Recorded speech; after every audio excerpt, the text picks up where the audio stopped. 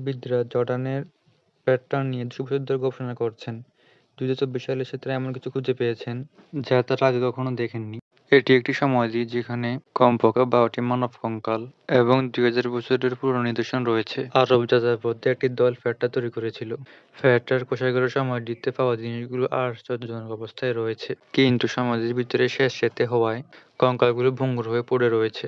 সমাধির রহস্য বের করার জন্য এবং আরও নতুন নতুন প্রাচীন শহরগুলো খুঁজে বের করার জন্য বিজ্ঞানীরা এআইকে প্রশিক্ষণ দিচ্ছেন। তারা একটি অ্যালগরিদম তৈরি করেছেন যেটি স্যাটেলাইট চিত্রের সাথে কাজ করে। এটি রেডিও তরঙ্গ ব্যবহার করে বালি, মাটি, বরফের নিচে লুকানো জিনিসগুলো খুঁজে বের করতে পারে।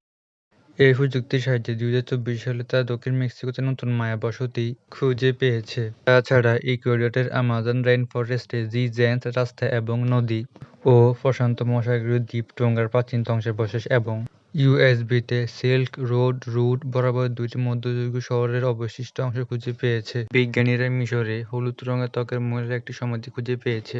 মহিলাটির পরনে ছিল সবুজ পোশাক এবং মাথায় ছিল নীল মুকুট। আশ্চর্যজনক হলো সত্য, সেই মহিলা চরিত্রের সাথে বিখ্যাত কার্টুন সিম্পসন কার্টুনের মহিলা চরিত্রের সাথে মিল খুঁজে পাওয়া যায়।